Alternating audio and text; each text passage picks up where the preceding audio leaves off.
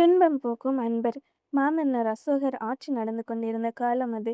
அசோகர் இனிமேல் போரை நடத்துவதில்லை என்று உறுதி எடுத்துக் கொண்டிருந்தார். போரினால் மக்கள் அடையும் துன்பங்களை நேரில் கண்டறிந்து மனம் மாறிய பின் அவர் இவ்வாறு உறுதி செய்து கொண்டார். இந்த செய்தி பரதக்கண்டம் முழுவதும் பரவியது. ஒரு சிற்றூரிலே இருந்த பெரியவர்கள் ஒரு நாள் இதை பற்றி பேசிக் கொண்டிருந்தார்கள். துன்பம் அடைந்தவர்களை கண்டால் அரசர் அப்படியே கண்ணீர் விட்டு விடுகிறாராம். யாராவது ஏதாவது கவலை என்று சொன்னால் அதை உடனே தீர்ப்பதற்கு வழி செய்கிறாராம்.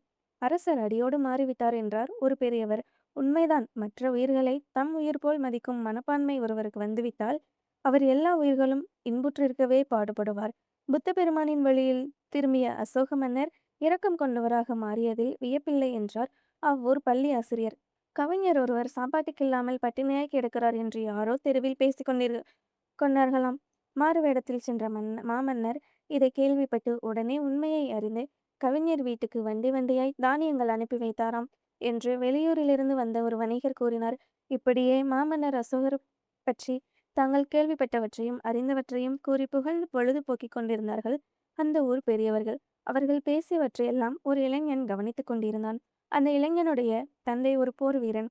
அந்த போர் வீரன் இளைஞன் சிறு பிள்ளையாய் இருந்தபோதே ஒரு போரில் நெஞ்சில் அம்பு பாய்ந்து இறந்து போனான்.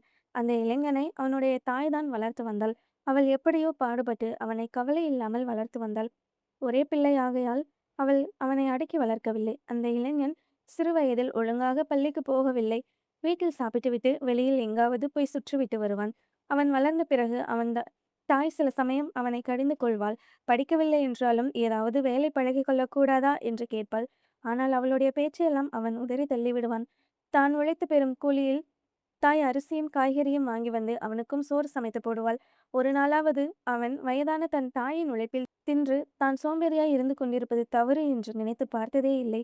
கடைசியில் ஒரு நாள் காய்ச்சல் என்று சொல்லிக்கொண்டு அவனுடைய தாய் படுத்துவிட்டாள். அவள் நோயாக படுத்துவிட்ட பின் வீட்டு செலவுக்கு காசே கிடைக்கவில்லை. தான் போய் வேலை பார்க்க வேண்டும் என்று அந்த இளைஞன் நினைக்கவே இல்லை. எங்கோ சுற்றிவிட்டு வந்து அம்மா எனக்கு சோறு போடு என்றான். அவளோ படுக்கையை விட்டு எழுந்திருக்க முடியாமல் கிடந்தாள்.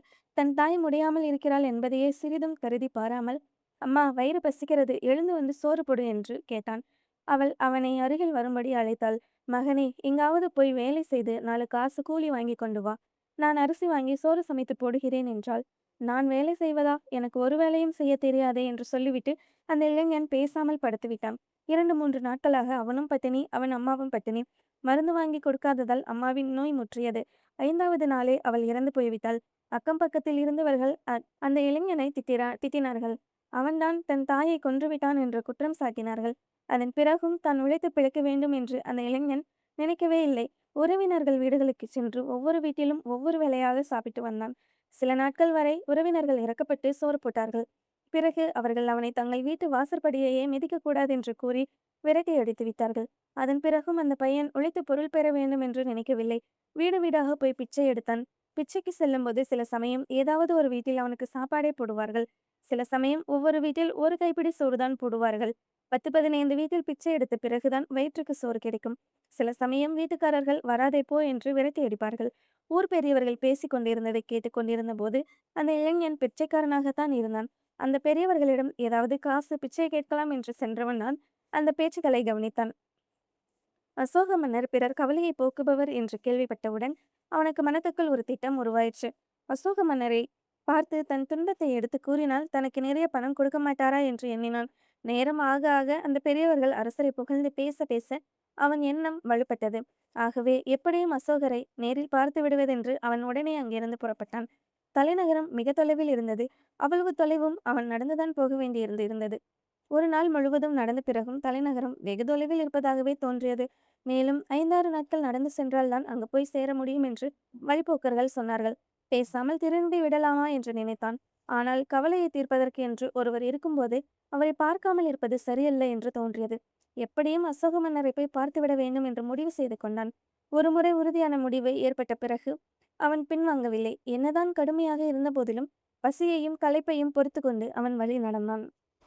வழிப்போக்கர்களில் ஓரிருவர் அவன் மீது இறக்கப்பட்டு ஓரிரு முறை தங்கள் கட்டுச்சோற்றில் சிறிது கொடுத்தார்கள். சில வேளை அவன் அரை பட்டினியாகவும் சில வேளைகளில் முழு பட்டினியாகவும் இருக்க நேரிட்டது.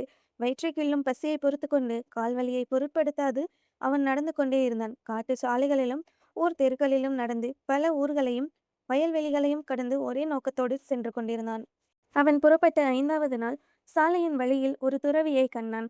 காவியுடை உடுத்தியிருந்த அந்த துறவியின் தோற்றம் எடுப்பாக இருந்தது. சிங்கம் போல் நிமிர்ந்த பார்வையும் ஒளி நிறைந்த கண்களும் புன்சிரிப்பு நெளியும் உதடுகளுடைய வாயும் அந்த இளைஞனை எப்படியோ கவர்ந்துவிட்டன. தலைநகரம் இன்னும் எவ்வளவு தொலை இருக்கிறது என்று இளைஞன் அந்த துறவியை கேட்டான். அன்பு கனிந்த கம்பீரமான குரலில் அவர் அந்த இளைஞனை பார்த்து, தம்பி, தலைநகரத்துக்கு நீ எதற்காக போகிறாய் என்று கேட்டார். அசோக மன்னரை பார்க்க என்று சிறிதும் தயங்காமல் பதிலளித்தான் இளைஞன். தம்பி, பிச்சைக்காரனைப் போல் இருக்கும் உன்னை அரண்மனை சுற்றுப்புறத்திலேயே நெருங்கி விட மாட்டார்களே, நீ எப்படி மன்னரை பார்க்க போகிறாய் என்று கேட்டார் துறவி. ஐயா, நீங்கள் தெரியாமல் சொல்லுகிறீர்கள். அசோக மன்னர் கருணையே உருவானவர். அவர் துன்பப்படுபவர்களின் துயர் தீர்க்க பிறந்தவர். என் கவலைகளை போக்கிக் கொள்ளவே நான் அவரை பார்க்கப் போகிறேன். எப்படியும் அவரை பார்ப்பேன், பலனும் பெறுவேன் என்றான் இளைஞன். அந்த துறவி அவனுடன் பேச்சு கொடுத்து அவனை பற்றிய முழு விபரங்களையும் தெரிந்து கொண்டார். அவனுக்கு இருந்த கவலையெல்லாம் சோற்று கவலைதான் என்பதையும் தெரிந்து கொண்டார். திரும்பவும் அவர் சொன்னார், தம்பி, நீ அசோக மன்னரை பார்த்துவிட்டால் எப்படியும் அவர் உன் கவலைகளை தீர்த்து விடுவார் என்பது உண்மைதான். ஆனால் அரண்மனை காவலர்கள் அசோக மன்னரை போல் இருப்பார்களா? அவர்கள் பிச்சைக்காரனை போன்ற உன்னை உள்ளே விடுவார்களா என்று கேட்டார். அதையும் தான் பார்த்து விடுவோமே என்று பதிலளித்துவிட்டு இளைஞன் மேலே நடந்தான். தம்பி, மன்னரை பார்க்க முடிந்தால் பார், இல்லாவிட்டால் என் மடத்துக்கு வா என்று சொல்லி அந்த துறவி தான் இருக்கும் புத்த மடாலயம் ஒன்றை அவனுக்கு காண்பித்தார். சரி என்று சொல்லிவிட்டு அந்த இளைஞன் சென்றான். துறவி சொன்னபடிதான் நடந்தது. தலைநகருக்குள் நுழைந்த இளைஞன் அரச வீதிக்குள் செல்லவே முடியவில்லை. நகர் காவலாளிகள் அவனை அந்த வீதியை விட்டு துரத்தினார்கள். நான் மன்னர் பெருமானை பார்க்க வந்திருக்கிறேன், என்னை போக விடுங்கள் என்று அவன் காவலரிடம் எவ்வளவோ கெஞ்சி பார்த்தான். பெரிய அரண்மனை அதிகாரி அரசரை பேட்டி காண வந்து விட்டார். போடா, இல்லாவிட்டால் உதவி விழும் என்று அந்த தகர் காவலர்கள் எழுந்து விழுந்தார்கள். இளைஞன் துயரம் தோய்ந்த முகத்தோடு தலைநகரிலிருந்து திரும்பினான். வழியில் துறவி காட்டிய மடம் இருந்தது. அவரை பார்த்தாவது ஆறுதல் அடையலாம், முடிந்தால் மடத்து சோறு சிறிது கிடைக்குமா என்று பார்க்கலாம் என்ற எண்ணத்துடன் அவன் அந்த மடத்துக்குள் நுழைந்தான். அன்பு கனிந்த அதே வசீகர பார்வையோடு அந்த துறவி அவனை வரவேற்றார். தம்பி, அரசர் பெருமானை பார்த்தாயா? ஏன் இப்படி சோர்ந்து போயிருக்கிறார் என்று குறுஞ்சிரிப்புடன் கேட்டார். அந்த குறுஞ்சிரிப்புக்குள்ளே குறும்பும் இருந்தது. அதை இளைஞன் கவனிக்கவில்லை. ஐயா, நீங்கள் சொன்னபடியே தான் ஆயிற்று. என்னை அரசு வீதியில் செல்லக்கூட காவலர்கள் விடமாட்டேன் என்று தடுத்து விட்டார்கள். என்னை போன்ற ஏழை எளியவர்களுக்கு எட்டாத இடத்தில் கருணையுள்ள மன்னர்கள் இருந்து என்ன பயன் என்று உள்ளம் குமுறி பேசினான் இளைஞன். தம்பி, நீ பேசுவது சரியில்லை. மன்னர்கள் உன்னை போன்ற பிச்சைக்காரர்களை பார்ப்பது என்று ஆரம்பித்தால் பார்க்க வரும் பிச்சைக்காரர்களின் எண்ணிக்கை கட்டுக்கடங்காமல் போய்விடும். சொல்லப்போனால் ஏதாவது உதவி பெறுவதற்காக எல்லோருமே பிச்சைக்காரர்களாக வேடம் போட்டு கொண்டு வந்து விடுவார்கள் என்று துறவி சொல்லிக்கொண்டு வரும்போதே இளைஞன் இடையில் பேசினான். அப்படியானால் நான் எப்படிதான் அசோக மன்னரை பார்ப்பது என்று கேட்டான். இந்த நிலையில் நீ அவரை பார்க்க நினைப்பதே தவறு. உன்னால் அவரை பார்க்கவே முடியாது என்றார் துறவி. அப்படியானால் எந்த நிலையில் நான் அவரை பார்க்க முடியும்? நீ உன் நிலையை உயர்த்து கொள்ள வேண்டும். சாதாரண பிச்சைக்காரனாக இல்லாமல் ஒரு வசதியுள்ள குடிமகனாக நீ மாற வேண்டும் என்றார் துறவி. ஒன்றுமில்லாத நான் எப்படி வசதியுள்ளவனாக மாற முடியும்? முடியும். கொஞ்சம் பணம் சேர்த்து கொண்டால். பணம் எப்படி சேர்ப்பது? அதற்கு வேண்டுமானால் நான் வழி சொல்லித் தருகிறேன் என்றார் துறவி. அது என்ன வழி என்று ஆவலோடு கேட்டான். எனக்கு தெரிந்த ஒரு தச்சன் இருக்கிறான். அவனுக்கு உதவியாக ஒரு ஆள் வேண்டும் என்று கேட்டான். நீ அவனுக்கு உதவியாக சில வேலைகள் செய்து கொடுத்தால் அவன் உனக்கு பணம் தருவான். அந்த பணத்தை சேர்த்து வைத்து நீ வசதியுள்ள மனிதனாக மாறிவிடலாம் என்றார் துறவி. வேலையா? எனக்கு ஒரு வேலையும் செய்ய தெரியாதே என்றான் இளைஞன். வேலை என்றால் ஒன்றும் கடினமானதில்லை. சரி, அதோ அந்த பீடத்தை இந்த பக்கத்திலே எடுத்து போடு என்றார் துறவி. அந்த இளைஞன் அவர் குறிப்பிட்டபடி பீடத்தை தூக்கி கொண்டு போய் அவர் குறிப்பிட்ட இடத்தில் மாற்றி வைத்தான். தம்பி, இப்பொழுது நீ என்ன செய்தாய் என்று கேட்டார் துறவி. அந்த பீடத்தை இடமாற்றி வைத்தேன் என்றான் இளைஞன். இது உனக்கு கடிதாக இருக்கிறதா என்று கேட்டார் துறவி. இல்லை என்றான் இளைஞன். இதுபோல நீ அந்த தச்சனுக்கு ஏதாவது வேலைகள் உதவியாக செய்தால் அவன் உனக்கு கூலி தருவான். அதில் உன் சாப்பாட்டு செலவு போக மீதியை சேர்த்து வைத்து உன் நிலையை உயர்த்தி கொள்ளலாம். உன்னை அந்த தச்சனிடம் வேலைக்கு சேர்த்து விடவா என்று கேட்டார் துறவி. இளைஞனுக்கு வேலையில் நாட்டமில்லை என்றாலும் தன் நிலையை உயர்த்தி கொண்டு அசோக மன்னரை பார்த்து தன் கவலையை போக்கிக் கொள்ள வேண்டும் என்ற ஆவல் இருந்தது. துறவியிடம் சரி என்று சொல்லிவிட்டான். அவரும் அவனை ஒரு தச்சனிடம் வேலைக்கு சேர்த்து விட்டார்.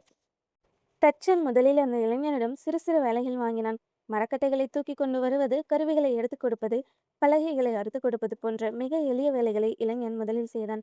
நாள் ஆக ஆக அவன் பார்க்க வேண்டிய வேலைகள் விரிவு பெற்றன. உழைப்பும் அதிகமாயிற்று. 3 மாதம் சென்ற பின் இளைஞன் கையில் 50 ரூபாய் சேர்ந்திருந்தது. அதை எடுத்துக்கொண்டு மடத்துக்கு சென்றான். ஆனால் துறவி அங்கு இல்லை. ஏதோ வெளியூர் ஒன்றுக்கு சென்றிருப்பதாகவும் அங்கிருந்து பல ஊர்களுக்கு சென்று திரும்பி வர 4-5 மாதங்கள் செல்லும் என்றும் மடத்தில் இருந்த மற்ற துறவிகள் கூறினார்கள். இளைஞன் தச்சனிடம் திரும்பிச் சென்றான். வழக்கம் போல் அவனுக்கு வேலை பார்த்தான். நுண்ணிய தரமான வேலைகள் அவன் பார்க்க பார்க்க தச்சன் அவனுக்கு கொடுக்கும் கூலியும் உயர்ந்தது. இளைஞன் தன் சாப்பாட்டு செலவுக்கு போக மிகுந்த பணத்தை எல்லாம் சேர்த்து வைத்தான். இடையிடையே துறவியை தேடிச் சென்றான். அவர் அகப்படவே இல்லை. கடைசியாக ஓராண்டுக்கு பிறகு அவன் கையில் 500 ரூபாய் சேர்ந்திருந்தது. அந்த 500 ரூபாயுடன் துறவியை தேடி மடத்துக்கு சென்றான். அந்த முறை துறவி மடத்தில்தான் இருந்தார். அவனை அன்போடு வரவேற்றார் அவர். துறவி அவனுடைய நலத்தை பற்றியும் வாழ்க்கை முறை பற்றியும் வேலை பற்றியும் ஆதரவான முறையில் விசாரித்தார். எல்லாவற்றுக்கும் பதில் சொன்ன அவன், ஐயா, இப்பொழுது என்னிடம் 500 ரூபாய் இருக்கிறது. மன்னரை பார்க்க போகும் நிலை வந்துவிட்டதா? நான் அவரை பார்க்க போகலாமா என்று கேட்டான். தாராளமாக போகலாம் என்றார் துறவி. எப்படி போக வேண்டும் என்று கேட்டான் அவன். இப்போது உள்ள நிலையிலேயே போகலாம் என்றார் துறவி. புதிய ஆடைகள் எதுவும் அணிந்து கொள்ள வேண்டாமா? இந்த நிலையில் இந்த ஆடைகளுடன் என்னை கண்டால் காவலர் உள்ளே விடுவார்களா என்று கேட்டான் இளைஞன். ஆடைகள் எப்படி இருந்தால் என்ன? நீதான் நிலையில் உயர்ந்து விட்டாயே என்றார் துறவி. நான் உயர்ந்தது காவலர்களுக்கு எப்படி தெரியும் என்று கேட்டான். தெரியும். அசோகருடைய காவலாளிகளுக்கு பிச்சைக்காரன் யார், உழைப்பாளி யார் என்று நன்றாக தெரியும். அதற்கு ஆடை தேவையே இல்லை என்றார் அந்த துறவி. துறவியிடம் பழக பழக அவர் மேல் ஏதோ ஒரு விதமான நம்பிக்கையும் மதிப்பும் அந்த இளைஞனுக்கு ஏற்பட்டிருந்தது. ஆகவே அவர் சொல்லை அவன் தலைமேல் கொண்டு மறுநாள் அசோகரை பார்க்க கிளம்பினான். காலையில் எழுந்து குளித்து நன்கு துவைத்து உலர வைத்த எளிய ஆடைகளை அணிந்து கொண்டு அவன் அரண்மனையை நோக்கி புறப்பட்டான். அரசு வீதியில் நுழைந்தபோது யாராவது காவலாளிகள் தன்னை விரட்டுவார்களா என்று எதிர்பார்த்தான். யாரும் அவனை எதுவும் சொல்லவில்லை. காவலர்கள் சிலர் அங்கங்கே நின்றார்கள். சிலர் அங்கும் இங்கும் போய்க் கொண்டிருந்தார்கள். யாரும் அவனை கவனிக்கவில்லை. கண்டாலும் நெருங்கி வந்து எதுவும் கேட்கவில்லை. அரண்மனையை நெருங்கினான். கடைவாயிலில் இருந்து காவலர்களில் ஒருவன் என்ன வேண்டும் என்று கேட்டான். மாமன்னரை பார்க்க வேண்டும் என்று இளைஞன் கூறியவுடன், இவனோடு செல்லுங்கள் என்று ஒரு வீரனை காட்டினான். அந்த வீரன் இளைஞன் ஒரு மண்டபத்திற்கு அழைத்துச் சென்று அங்கிருந்த அதிகாரியிடம் ஒப்படைத்தான். அந்த அதிகாரி பணிவும் கனிவும் கலந்த குரலில், சற்று இங்கே அமர்ந்திருங்கள், மாமன்னர் வரும் நேரமாகிவிட்டது என்று கூறினார். இளைஞன் ஒரு இருக்கையில் அமர்ந்தான். அவ்வளவு பெரிய மண்டபத்தை அவன் அதற்கு முன்பு பார்த்ததில்லை. அவ்வளவு அழகிய கட்டிடத்தை அவன் முன்பு எங்கும் கண்டதில்லை. வியப்புணர்ச்சியுடன் அந்த மண்டபத்தை முற்றும் ஆராய்ந்தான். கீழே முற்றிலும் சலவை கற்கள் பதிக்கப்பட்டிருந்தன. ஆங்காங்கே நின்ற பெரிய பெரிய பளிங்கு தூண்கள் மேல் விதானத்தை தாங்க நின்றன. மேல் விதானத்தில் அழகிய சித்திரங்கள் தீட்டப்பெற்றிருந்தன. எல்லாம் புதியவை, எல்லாம் அழகியவை. ஆங்காங்கே புத்தர் பெருமானின் திருவாசகங்களும் எழுத பெற்றிருந்தன. மண்டபத்தின் நடுவில் நவமணிகள் இழைத்த பொன் அரியணை ஒன்று இருந்தது. கணீர் என்று மணியடிக்கும் ஒளி எழுந்தது. வீணைகளின் மெல்லிய இசையின் இன்னிசை தொடர்ந்தது. அந்த புறத்திலிருந்து மெல்ல நடந்து வந்த மாமன்னர் அசோகர் கம்பீரமான தோற்றத்துடன் அந்த பொன் அரியணையில் வந்து அமர்ந்தார். சபையில் இருந்த அதிகாரிகளும் பிறரும் எழுந்து நின்று வணக்கம் செய்து வாழ்த்து கூறினார். இளைஞனும் அவர்களோடு சேர்ந்து எழுந்து நின்றான். அவர்களோடு சேர்ந்து அவனும் வாயசைத்து வாழ்த்திசைத்தான். எடுப்பும் ஏற்றமும் பொருந்திய மாமன்னரின் உருவத்தையே அவன் பார்த்து கொண்டிருந்தான். அந்த கண்கள் அரசரின் கண்கள். அவற்றிலேயே அவன் பார்வை பதிந்தது. அந்த கண்களுக்கும் அவனுக்கும் முன்பே எங்கோ எப்போதோ பழக்கம் ஏற்பட்டிருந்தது போல தோன்றியது. மாமன்னர் அசோகர் வந்து உட்கார்ந்ததும் பார்வையாளர்களின் பெயரை ஓர் அதிகாரி ஒவ்வொன்றாக கூற அந்தந்த மனிதர்கள் எழுந்து தாங்கள் வந்த நோக்கங்களை எடுத்து கூறினர். மாமன்னர் அவற்றிற்கு பதிலளித்தார். எல்லா நடவடிக்கைகளையும் இளைஞன் கவனித்துக் கொண்டிருந்தான். திடீரென்று அதிகாரி இளைஞன் பெயரை கூறினார். அவன் எழுந்து நின்றான். ஆனால் அவன் பேச வாய் வரவில்லை. அவன் சோற்று கவலையால் வாடியபோது அசோகரை சந்திக்க வேண்டும் என்று ஆசைப்பட்டான். அவரை சந்தித்து தன் குறையை கூறினால் அதை தீர்த்து வைப்பார் என்று எதிர்பார்த்தான். ஆனால் இப்போது அவனுக்கு சோற்று கவலை கிடையாது. வேறு கவலை எதுவும் கிடையாது. எதை கூறுவான் அசோகரிடம் விழித்து கொண்டு நின்றான். மன்னர் பேசினார். தம்பி, என்ன கவலை உனக்கு? ஏன் கூற தயங்குகிறாய்? கூசாமல் பேசு என்றார். அந்த குரல் கூட அவனுக்கு பழக்கமான குரல் போல் இருந்தது. ஆனால் மன்னர் பெருமானுக்கும் தனக்கும் என்ன பழக்கம்? ஏதோ மனத்தோற்றம் என்று எண்ணிக்கொண்டான். மன்னர் பிரானே, வணக்கம். எனக்கு எந்த கவலையும் கிடையாது. தங்களை பார்க்க வேண்டும் என்ற ஆசைதான் இருந்தது. பார்த்து விட்டேன். இனி எனக்கு எந்த குறையும் இல்லை என்று சொல்லிவிட்டு திரும்பி போக புறப்பட்டான். தம்பி என்று ஒரு குரல் அழைத்தது. தனக்கு பிழைக்கும் வழி சொல்லி தந்த அந்த துறவியின் குரல் போன்றிருந்தது.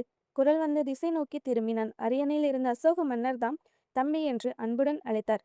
மாமன்னரே துறவியாக வந்து தன் கவலையை போக்க வழிகாட்டியவர் என்று அறிந்தபோது அவனுக்கு பெருமை கொள்ளவில்லை.